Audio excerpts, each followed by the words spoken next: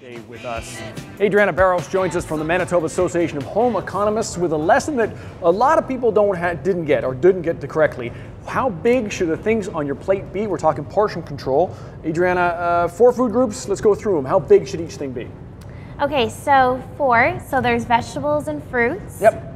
Those are 7 to 10 servings a day. So that's how many servings I should get each day, okay? Yeah.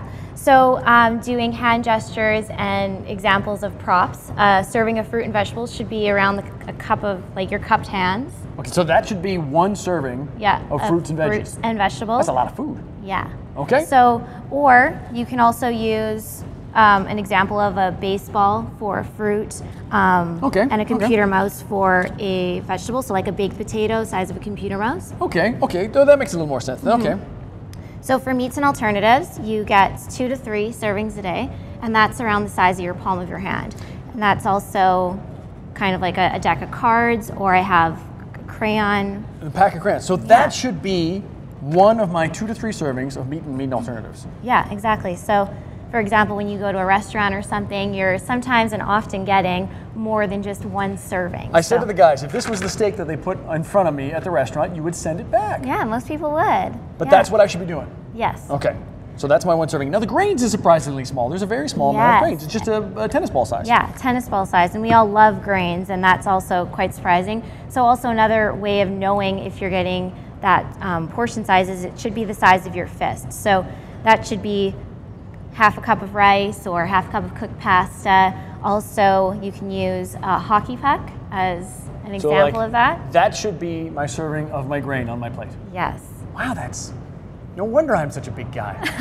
It's surprisingly small in all the things. We hear that as North Americans we eat too much in general as it is, but that's a lot less than I expected us to have to be able to eat. So let's do a quick recap. So 2 hands is my fruits and vegetables. Okay. Correct. And then my palm is my meat alternative. Yes, exactly. So 2 to 3 times a day, and then your grain products is a fist, a closed fist. So when the server puts a plate in front of me, then I can go like, So you can pack half of it and eat it later. Most of the time you'd have to put it away. So let's talk about the dangers of having too much of those good things, because my grains and my meats and my vegetables are all good things for me. But what's the danger? Is it just obesity? Is that my biggest concern?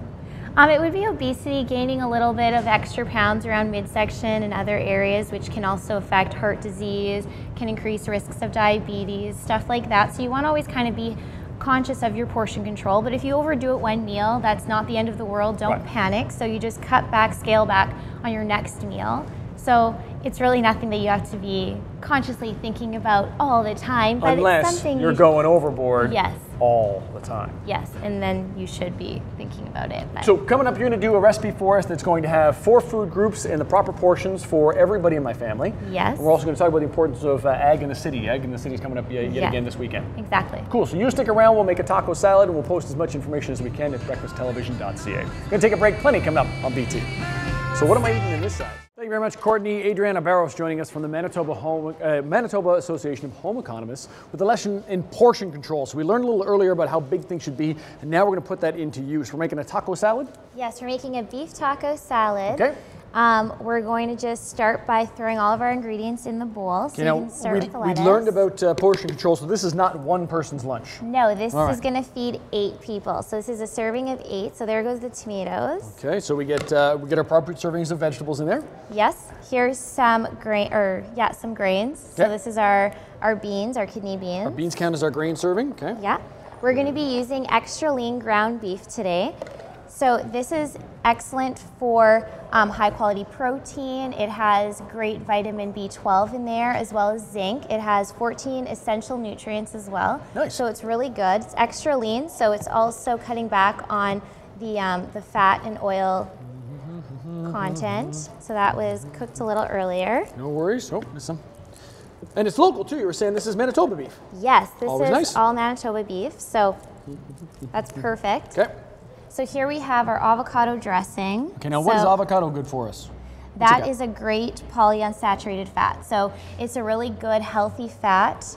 You can definitely use that instead of having like hard margarines or hard butters and stuff like that. Very nice.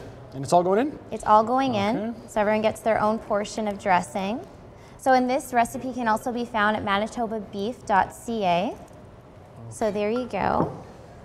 and some of our cheese. So this is 1 cup of cheese. Now this, again, how many people is this? Because a lot of people may be surprised how small the cheese portion should be. Yes, so a cheese portion is actually the size of a domino. It's both of your index fingers. So that's 1 cheese portion for me. Yes, that's 1 serving. So you get 2 to 3 a day. So keep that in mind as well. Still, it's pretty thin grilled cheese, to be honest with you. Yeah.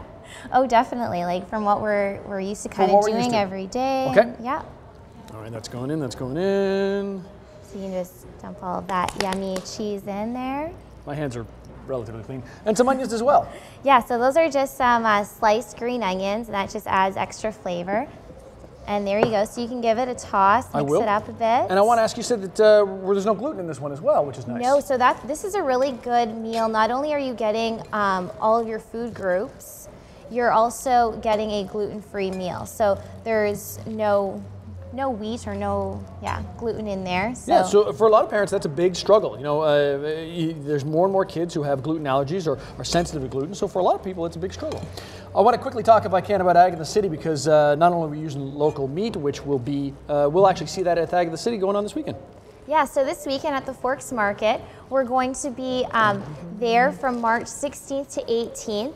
And there's going to be tons of local producers, including Manitoba beef producers. We'll have a booth there, and you can catch me there this weekend.